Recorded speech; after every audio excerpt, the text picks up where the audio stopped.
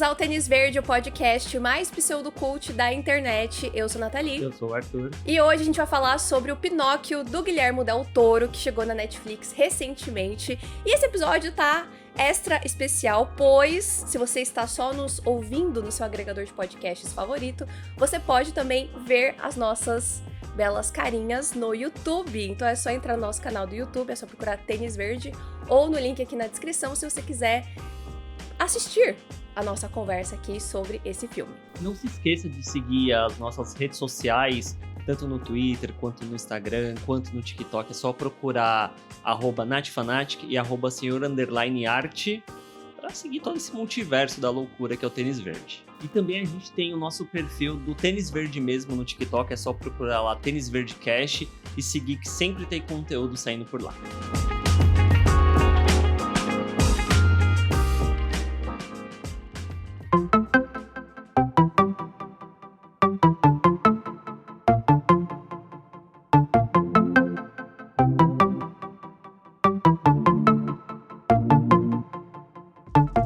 Vai conversar sobre Pinóquio, imagino eu que com spoilers, né, para deixar as pessoas avisadas de antemão, que o Pinóquio, eu não sei muito bem qual que é a sua relação com a história de uma forma geral, mas ela é um daqueles casos típicos de filmes da Disney, no sentido de que existe uma história pregressa ao filme da Disney, que muitas vezes a Disney pega essa história, coloca ali todo o floreio da empresa, por assim colocar, né, torna muito mais um conto de fadas e tudo mais, lança para o público, e essa acaba se tornando, de fato, a versão mais conhecida, mais famosa da história em questão.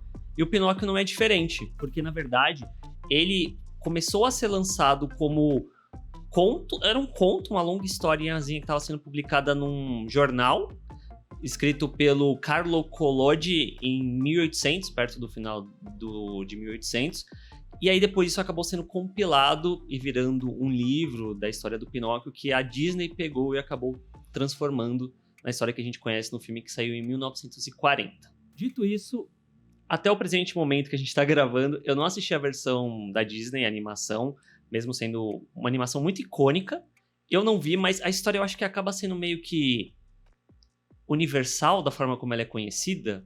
Porque isso é muito comum de contos de fadas, de uma forma geral, né, de fábulas, que são essas histórias que são passadas através de muitas e muitas épocas, né, que vão sendo contadas de boca em boca ali, que vão sendo usadas para ensinar crianças a não fazerem coisas erradas, sei lá, enfim, dar ensinamentos ali. E aí a Disney tem esse costume de pegar essas histórias e fazer animações, mas sempre dando um ar muito mais positivo, né? Tanto que eu lembro que teve uma época, isso é uma coisa muito millennial, inclusive, né?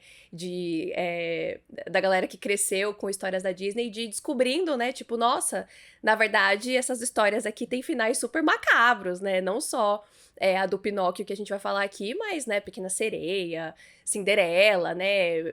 Partes de corpo sendo cortadas e, enfim, e por aí vai, né? Então a Disney, ela meio que criou, né, essa visão de contos de fadas que a gente tem hoje, que a gente associa, que é sempre algo muito lindo e positivo e romântico e tal, mas a origem deles é bem mais sombria, né, do que a Disney fez parecer. E eu nunca vi Pinóquio, eu nunca assisti a animação, porque nunca me interessou muito a história, mas acabei, enfim, né, não tem como a gente viver nesse mundo e não saber nada sobre a história, então eu sabia algumas coisinhas, mas nunca assisti de fato a animação de verdade. E é muito curioso, né, porque a animação em si, pelo que eu pesquisei, ela não fez muito sucesso na época que ela saiu. Ela meio que foi a animação que veio posteriormente a Branca de Neve, que meio que inaugurou o Disney Studios, tal, quanto uma empresa de animação, fez muito sucesso, tal. Pinóquio custou bastante, mais do que Branca de Neve, não rendeu o esperado, mas conforme os anos foram passando, ela meio que se tornou algo muito essencial para a empresa de uma forma geral.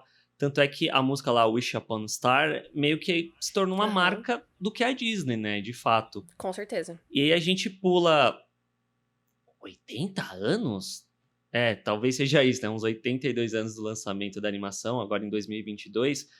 E é muito doido que a gente não tem só um, mas 2 filmes do Pinóquio saindo no mesmo ano.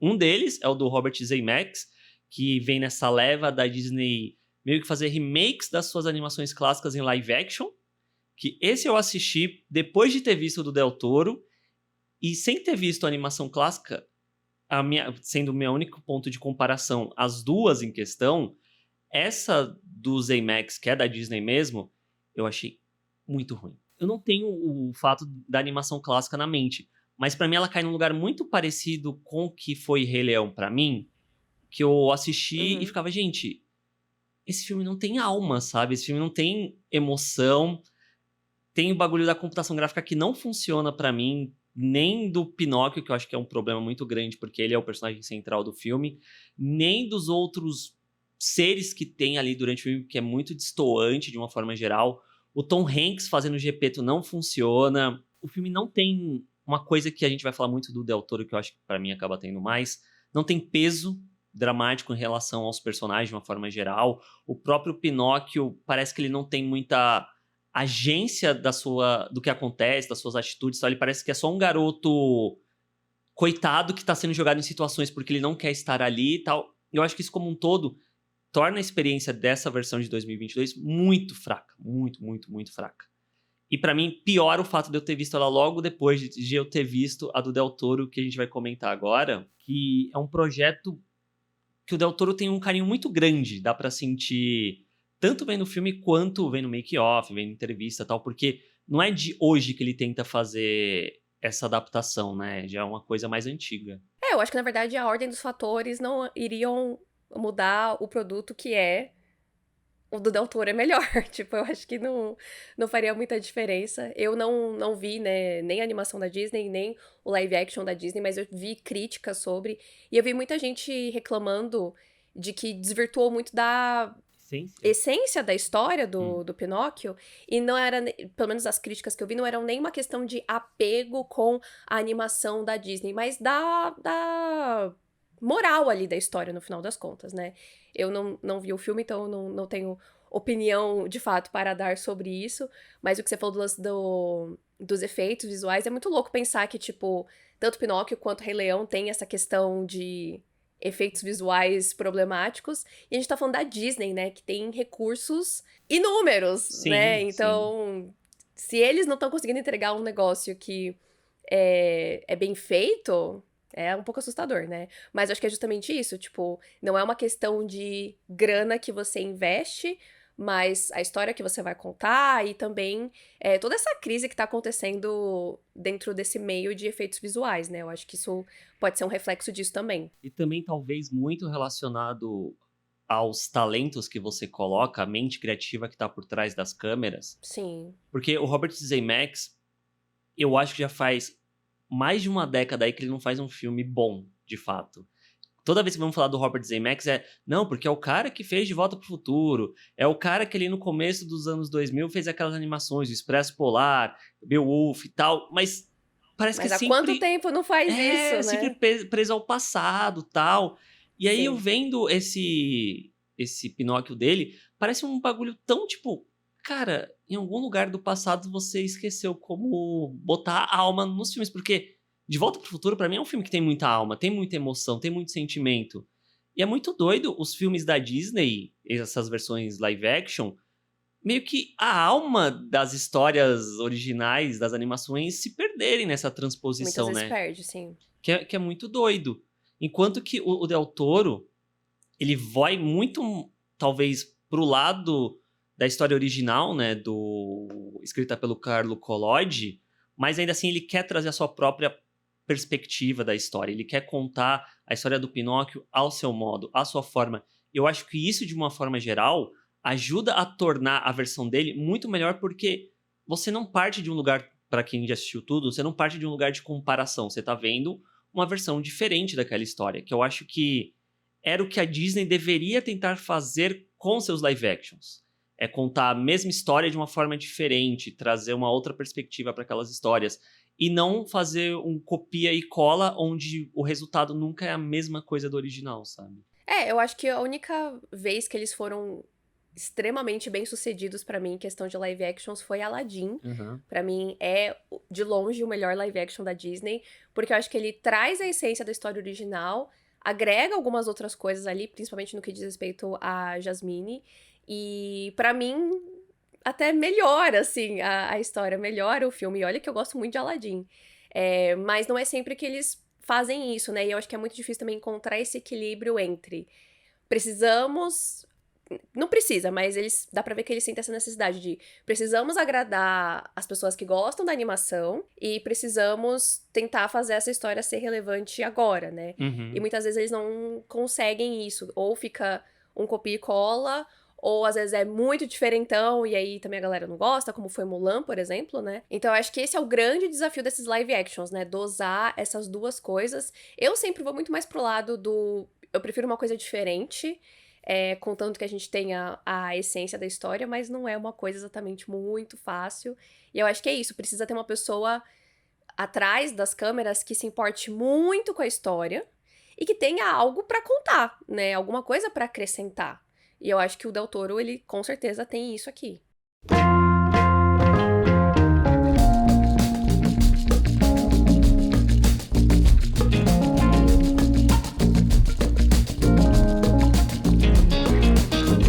Vamos falar sobre o filme em si, né? Que a trama inicialmente começa ali na Itália do Mussolini, na Itália fascista, e a gente acompanha o Geppetto, que é esse carpinteiro que tem seu filho, que é o Carlo tal, e o Geppetto ama o filho e tudo mais, até que infelizmente num dia cai uma bomba na cidade ali onde eles vivem e o Carlo vem a falecer, o que faz com que o Geppetto meio que desista da vida, se torne um alcoólatra, até que um determinado dia, ele descontente com Deus e mundo, ele derruba uma árvore e cria um boneco de madeira, que se torna o Pinóquio, que ganha vida.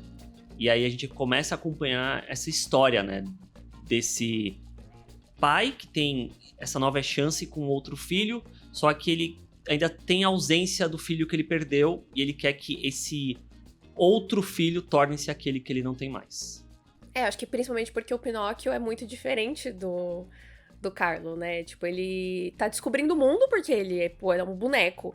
Ele não conhece nada, então tudo é muito novo, tudo ele quer experimentar. E aí o Geppetto, ele não tá preparado pra lidar com isso. Primeiro, ele não tá preparado pra lidar com um boneco que tem vida, né? Ele começa por aí, já é uma grande questão.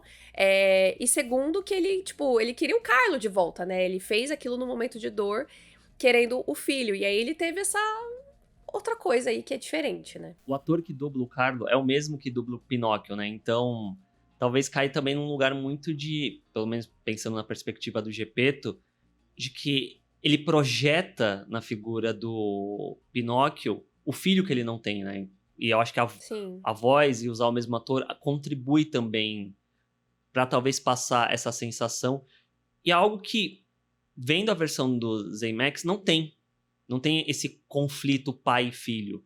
Pelo que eu pesquisei, da animação também não. Parece que o Geppetto sempre vem desse lugar muito de essa figura super bondosa, o velhinho de cabelo branco, Sim. tal. Isso foi uma coisa que me surpreendeu muito quando ele cai, né, nas garras, assim, do álcool e tal. Eu fiquei, caramba, que triste isso, né, que pesado.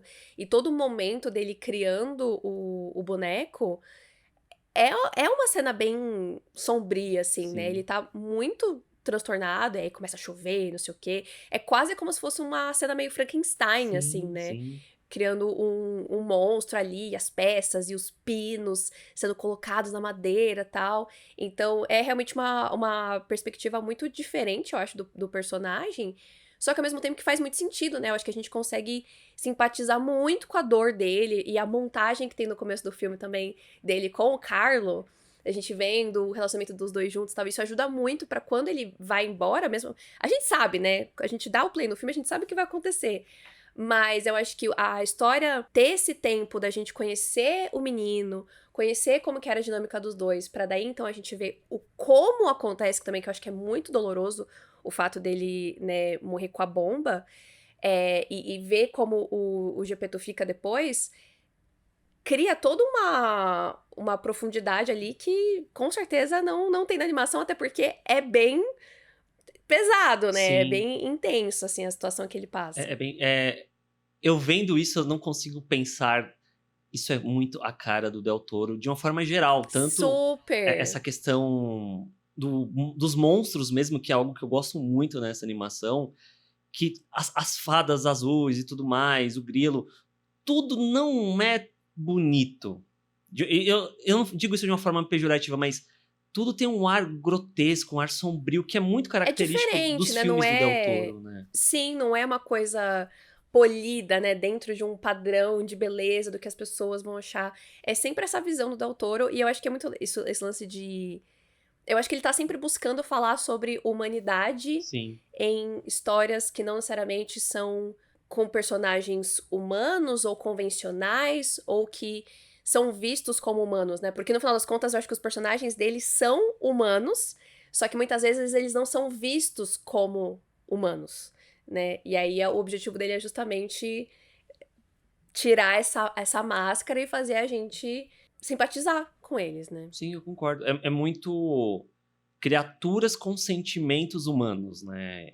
E eu acho que isso Uhum. torna essas obras muito interessantes. E além disso, toda essa questão do pai e filho, queria pontuar que no outro filme da Disney, também eles meio que querem falar sobre isso, porque o começo do filme mostra que o Gepeto tinha uma família e ele perdeu a família. Só que, ao contrário da animação do Del Toro, que dá um tempo pra gente entender como que é a relação desse pai com esse filho, a versão que tem o Tom Hanks, isso só é dito, a gente não vê isso necessariamente. Então, eu sinto que falta essa carga emocional nesse ponto, assim como, de alguma forma, a gente vê um pouco desse conflito entre o Gepeto e o Pinóquio dentro dessa animação do Del Toro, que na versão dos IMAX, isso simplesmente não existe, sabe? Tipo, vai pra escola, e aí eles só voltam a se encontrar perto do final do filme. Então, falta Nossa. ter um desenvolvimento ali. E vendo o making off do filme, é muito engraçado que o Del Toro fala muito sobre, não, e eu queria colocar um conflito, essa relação de pai e filho, né? Porque basicamente isso diz muito sobre mim, que toda obra eu quero falar sobre mim, sobre eu e meu pai. Eu falei, olha aí, então não Uhum. é exatamente algo que vem de forma gratuita, né? Algo que ele quis colocar de caso pensado dentro do filme. É muito relacionável porque, basicamente, né, sempre existe, eu acho, de certa forma, uma certa expectativa, né, dos nossos pais, até da bagagem do que eles viveram com os pais deles, né, e às vezes expectativas que, né, os nossos avós colocam os nossos pais, e os nossos pais jogam pra gente, e, enfim, e até dos próprios medos, né, de quais caminhos a gente vai seguir e tal. Então, tudo isso eu achei muito relacionável, assim, na história. É claro que o Pinóquio em si, como personagem, ele chuta um pouco o saco, né? Porque ele é um pouco. Ele é levemente irritante, mas no geral, assim, né? Eu super consegui me ver ali na história de certa forma. Mas tá, a gente falou esse monte de coisas relacionadas ao Gepeto e o Pinóquio, mas qual é exatamente o foco dessa história? Qual você acha que é? Porque esse pra mim é o cerne da história do filme, mas acontece muita coisa, né? Então, não, tipo, isso Uhum. é meio que setado, mas o Pinóquio ele parte numa outra jornada, eu sinto. Assim como o próprio Gepeto, até em certo nível. É, pra mim, a moral da história é você. É que todo mundo é digno de amor, não importa quem você seja. E que você é digno de amor e também você tem que estar aberto a aceitar o amor, né? Porque eu acho que o Gepeto, por muito do filme, ele meio que se fecha, né, pro Pinóquio. Eu acho que ele não se permite ser amado também pelo Uhum. Pinóquio, por estar preso, né, à figura do Carlo e tudo mais. Então, pra mim, essa é a essência, a mensagem.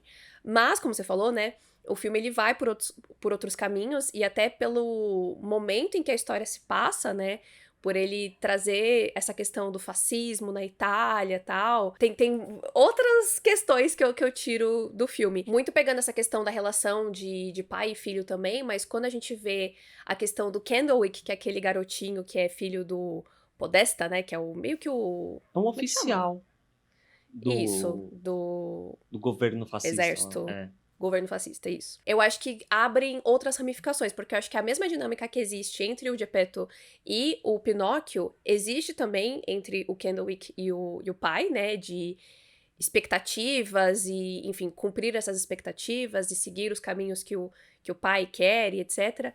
Mas eu acho que tem uma outra camada muito de toxicidade, né, de masculinidade, Sim.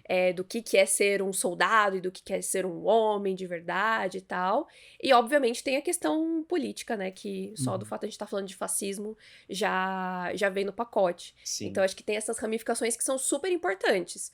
Mas, pra mim, a história mesmo, é aquilo que eu falei. Eu acho que é sobre você ser aceito e você ser amado do jeitinho que você é, sem precisar virar um garoto de verdade.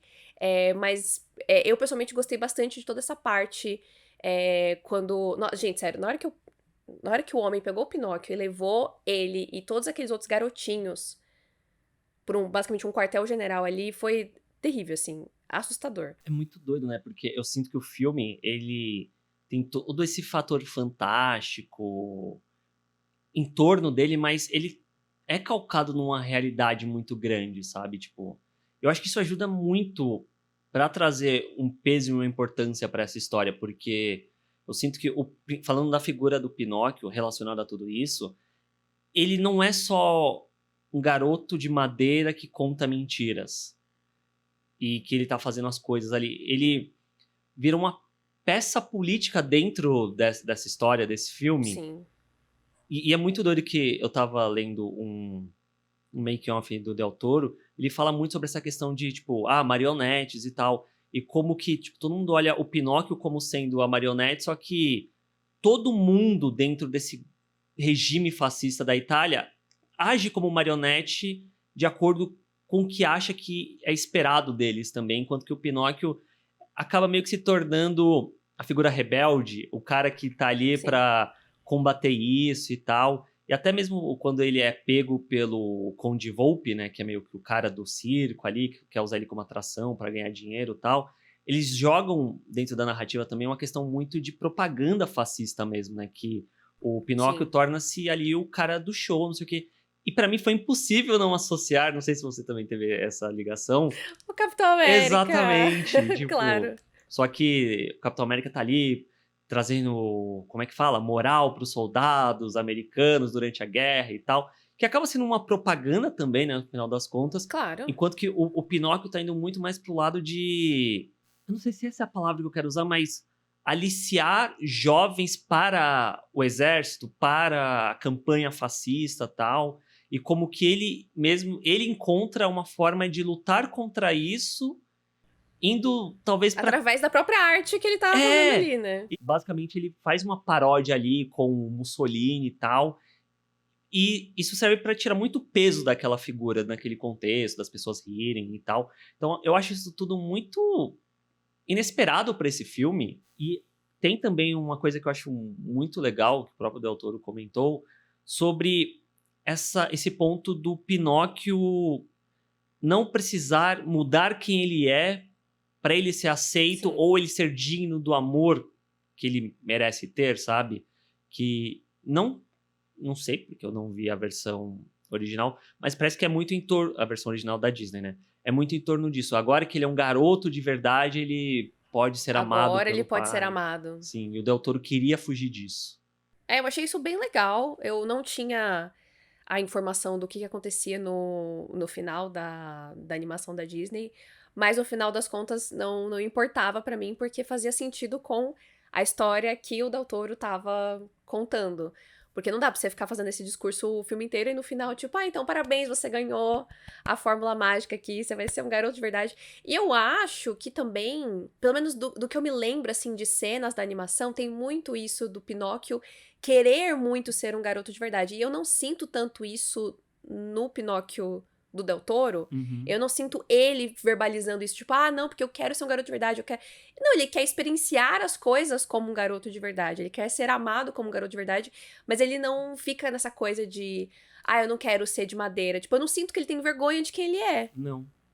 Que eu acho que é a mensagem do filme no final das contas, né? Não tem por que ele ter vergonha de quem ele é. Uhum. E é muito curioso você comentar isso, porque, de novo, no making off tem uma hora lá que, que o Del Toro tá falando sobre a cena da igreja, não sei o quê. E ele fala muito sobre, tipo, como que pega o Pinóquio a questão de eu sou feito de madeira, tal qual essa figura de Cristo que está aqui. Sim! Nossa, essa cena é babado. E por que que ele vocês amam e veneram e vocês E eu tratam não. dessa forma, sabe? E isso é tipo, olha aí, Del Toro, o homem sabe o que Essa tá cena é bem da fazendo, hora. sabe? E isso é muito incrível.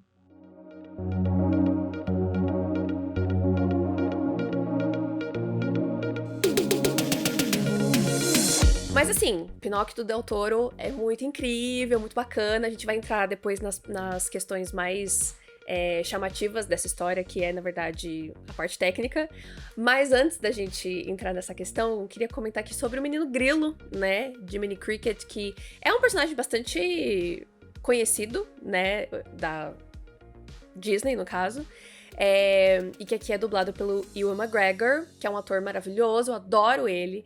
Mas no final das contas, eu achei que o Grilo, ele ficou lá, né? Eu não gostei muito, assim, do personagem. Eu não senti tanto, assim, a participação dele no desenvolvimento do Pinóquio, no final das contas. E era pra ele ter um papel importante, né, teoricamente. Sim, vendo a outra versão, basicamente o Grilo deveria surgir como meio que a voz da consciência do Pinóquio, já que o Pinóquio é um garoto que não tem uma consciência própria, o Grilo que deveria estar ali pra falar, isso aqui não é legal, isso aqui é legal, tal.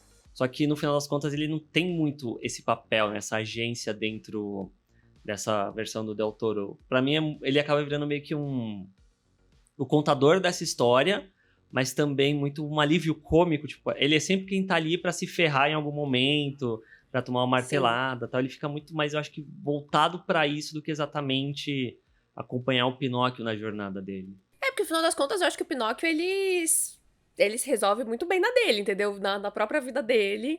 Porque eu acho que a parte fundamental do desenvolvimento do Pinóquio é justamente quando ele não está nem com o Grilo, nem com o Geppetto.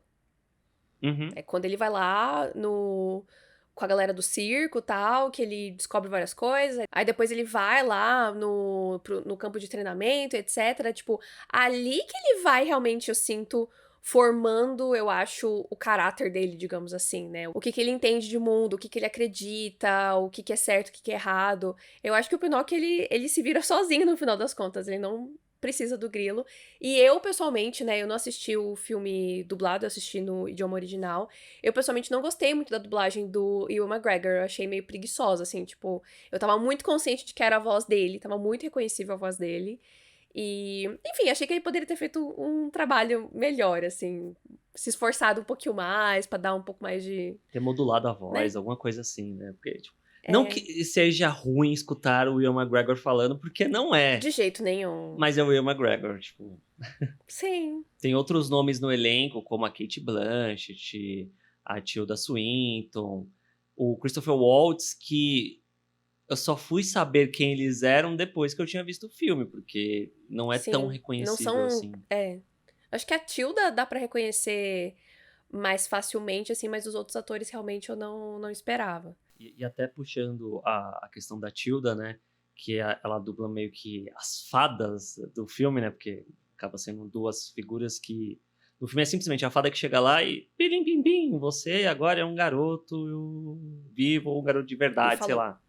E aí, aqui no filme do Del Toro, né? Ele meio que divide em duas entidades, que tem a vida e a morte, ambas dubladas pela Tilda, né? Que trazem todo um outro caráter para essa história, que é muito falar sobre mortalidade, né? Tipo, sobre viver o tempo que você tem com as pessoas que você ama, porque você nunca sabe exatamente quando isso pode acabar, tal. Que Sim. eu acho que acaba se ligando de uma forma muito interessante com a jornada do Pinóquio mesmo, porque para ele era muito uma questão de, beleza, eu vou morrer, em algum momento eu volto e continuo a vida, Aham. tal. E como que ele talvez o ato mais altruísta dele no filme mesmo seja ele abrir mão da imortalidade dele pra tentar salvar o Gepeto, sabe?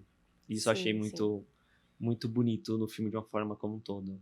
Sim. Eu acho que ele aprende muito a valorizar também, né, a vida. E eu acho que isso é muito humano, Uhum. né? esse lance de aproveitar cada segundo como se fosse o último, porque a gente não sabe, né, até quando a gente tá aqui, etc. Então eu acho que é meio que o momento que ele vira um garoto de verdade, né, nesse sentido, de Sim. tipo, de fechar realmente o ciclo de viver a vida como um humano de verdade, né, de fato. O final do filme, pra mim, me pegou de uma forma muito, muito É bem nos triste. feels, nos sentimentos, né? Porque a gente vê que todo mundo envelhece, menos o Pinóquio, aparentemente. Então, o Gepeto morre, o Grilo... Quando o Grilo... Porque o Gepeto eu esperava. Quando o Grilo morreu, eu tava, meu Deus, o Grilo morreu. Gepeto Aí, já tinha passado o tempo, né? Gepeto já tava velho desde que começou a história. sim. Aí o Spazatusa, que é o Tura, macaquinho... espazatura. Spazatura também morre e tal. E é muito triste. Tipo, pra mim, ao mesmo tempo que é um final bonito, é um final muito melancólico nesse sentido, né? Tipo, Pra caramba, nossa. dele perder a família dele, aquela família que criou-se, e ele meio que conheceu o mundo sem nenhum deles. Eu acho que talvez fique até Uhum. um pouco dúbio o fato dele ter morrido ou não, porque eu acho muito simbólico que a última coisa que a gente vê do filme é o pinho na árvore e o pinho cai. Aí isso pode criar essa Uhum. interpretação de talvez possa ser também simbolizando que em algum momento Pinóquio também simplesmente morreu. Fica aí, final explicado do Pinóquio.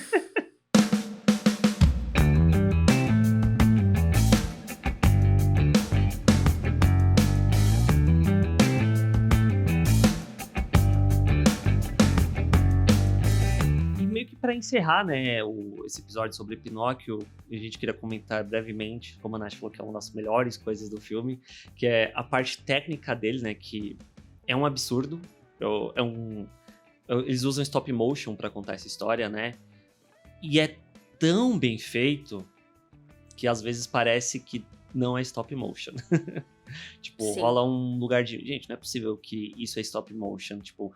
Porque tem toda uma... Fazer stop motion já é uma técnica muito complexa, muito trabalhosa. E o Del Toro ainda coloca um outro nível de dificuldade, que é ter movimentação de câmera em paralelo a isso. Então, tipo, Sim. seria muito mais fácil, entre grandíssimas aspas, fazer uma animação em 3D, em computação gráfica, tal. Só que eu acho que parte do que torna esse filme tão tátil, talvez, tão tipo, caramba, que coisa maravilhosa de eu estar assistindo. É justamente eles conseguirem juntar esses dois desafios tão grandes e entregar algo que funciona muito nesse sentido, sabe? Uhum. Eu acho que combina muito com a história que eles querem contar, porque eu acho que é muito. O fato deles terem escolhido os bonequinhos de madeira e tal, e tudo ser meio artesanal e tudo meio que feito à mão. Claro que stop motion, no final das contas, ainda é artesanal, mas a estética do filme é toda muito. Parece que você tá vendo bonequinhos realmente. Porque. É difícil falar de stop motion, né? Porque é isso, são bonequinhos que eles fizeram com Aham. as mãos.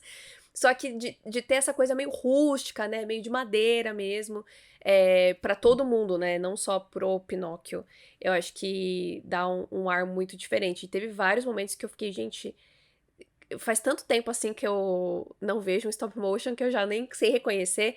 Porque de fato eu acho que faz muito tempo que eu não vejo um stop motion. Uhum. Porque é um negócio muito trabalhoso. Então, né? Sim. Hoje com esse lance de computador. Não é todo mundo que tá afim de investir nisso. Hoje eu acho que não é algo exatamente que dá retorno financeiro. Tanto que Uhum. hoje em dia eu só consigo pensar na Laika mesmo, né? Que é talvez a empresa mais conhecida de fazer animações stop motion. E eu acho que a última deles que eu vi, que eu tenho lembrança, é o Cubo e as Cordas Mágicas, que eu acho que é de 2016, tipo, de 6 anos atrás já, sabe? Então, não é algo muito presente de uma forma geral na indústria.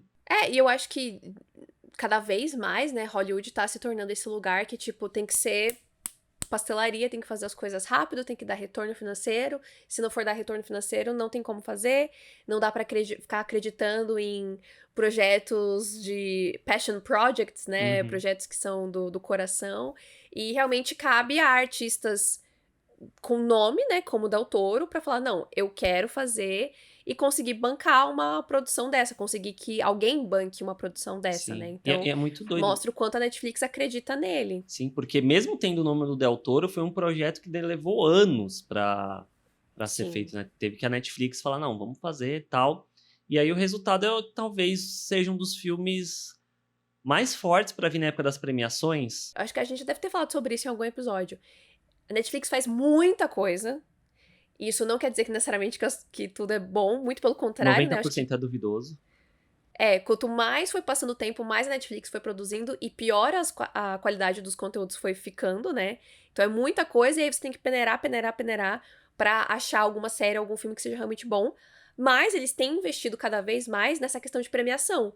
Então sempre tem uma série ou outra que é as séries do Emmy, né? E tem um filme ou outro que é o que eles vão investir no Oscar. E claramente Pinóquio vai vir muito forte na categoria de animação, porque realmente, tecnicamente falando, o negócio é muito louco, né? Eu acho que talvez Pinóquio mereceria ir em outras categorias, só que eu acho que talvez resvale um pouco Sim. no próprio preconceito da indústria de uma forma geral, de não ver a animação como um meio para se Um contar essa meio história. de contar história. É, Ver como gênero. sim. Isso eu acho que é muito problemático, sabe? Quando eu fui ver os nomes que estavam envolvidos, que a gente que já trabalhou em Fuga das Galinhas, que talvez seja... Icônico. Exato, no meu ponto de vista, a primeira animação stop motion que eu tenho ciência, assim, sabe? Lembrança. Aí o Cubo e as Cordas Mágicas, o Box Troll, o Paranorman, que é um monte de animação em stop motion. Olha aí, não é à toa que ele conseguiu juntar essa equipe toda. E uma coisa que eu acho que tá passando meio desapercebido, quase ninguém tá comentando. Beleza, o nome do Del Toro é o mais forte, mas é uma co-direção, né? Não é só o Del Toro que dirigiu não esse dele, filme. Ele trouxe o Mark Gustafsson, que é um cara que ele conhecia já há algum tempo, de ter esse know-how de stop motion e tal. E esse é o primeiro filme que, de fato, ele dirige, se eu não estou enganado. Mas ele já era diretor de animação de um outro stop motion muito bom, que eu gosto bastante, que é a Ilha dos Cachorros, do Wes Anderson, né? Então... eu gosto muito também desse filme. Tipo, é uma junção com talentos muito bons pra esse filme. Então, por isso a gente recomenda não só o filme em si, mas também o making of, que tem na Netflix, Sim. né? Mas também no YouTube, se vocês procurarem, tem alguns vídeos que mostram bastidores e tal. Provavelmente com o tempo eles devem publicar mais coisa ainda na internet. Se eu não me engano, o making of, ele tem... A Netflix tá meio bizarra, que ela bota um tempo, você clica e tem outro no bagulho. Tem tipo uns 46 minutos, se eu não tô enganado. Então ele é bem longuinho, sabe? Bastante coisa, né? né? É muito legal de assistir. Especialmente pra quem tem essa curiosidade, né, de bastidores, como que funciona o cinema. É muito legal. E é muito doido de ver, tipo, os time-lapses, assim, das pessoas andando e movendo cada passinho, assim, né, dos personagens. Gente, sério, stop motion é um negócio... Eu não tenho a menor paciência. Exatamente. A menor paciência pra fazer isso. Eu acho que eu fiz na faculdade. Eu também. Alguma coisa que era, sei lá, uma bolinha pulando... 10 segundos já foi, assim, terrível. Exausta, já foi muito trabalhoso. Eu lembro da gente ter gastado, tipo, um sábado inteiro pra fazer um stop motion de uma história de amor de 2 dinossauros que acabava por conta do meteoro que vinha e explodia tudo. Foi, tipo, o dia todo pra fazer, acho que nem 1 minuto, sabe? Tipo, é muito... É muito trabalhoso. exaustivo. Não, e o Pinóquio é longo, né? Tipo, Sim. Nossa, foi super trabalhoso, mas é um filminho aí de 1h20 e tal. Não, o negócio tem 2 horas, gente. É muita coisa, e pra você ter muito noção, frame. eles falam isso no making off, a sequência lá do macaco chegando no circo, tal, pra falar com o Volpe. Nossa, que a câmera vai andando. Exato. Ainda por cima. Levou 3 meses pra ser feito. Ai, que canseira que me dá. Eu acho que só pela parte técnica, esse é um filme que tem que ser prestigiado, porque é muito louco, realmente. E é muito legal que o Del Toro lutou, né, pra fazer o filme desse jeito, porque eu acho que é uma arte que tava meio que sendo deixada de lado, né? Não digo morrendo, porque não morreu, mas sendo deixada consideravelmente de lado pela indústria de uma forma geral, né? E aí as pessoas que se especializaram no bagulho desse vai trabalhar onde? Vai fazer o quê? Se ninguém mais quer fazer stop motion, sabe? O que eu faço com esse know-how aqui que eu tenho mas ninguém quer usar? Então é muito legal que ele também se esforçou pra apoiar esses artistas, né? Essas pessoas que têm essa experiência e mostrar o quanto dá pra fazer cinema bom, né? Usando essa ferramenta.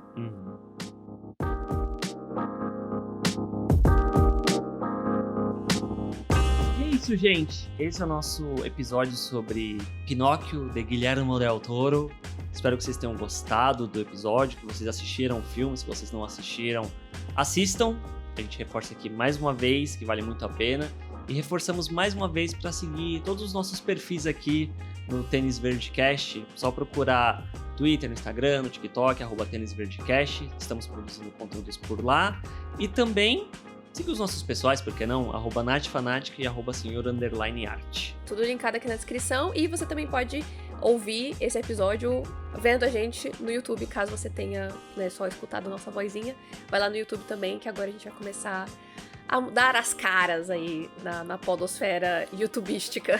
Sim. Até semana que vem, então. Até o próximo episódio. Tchau.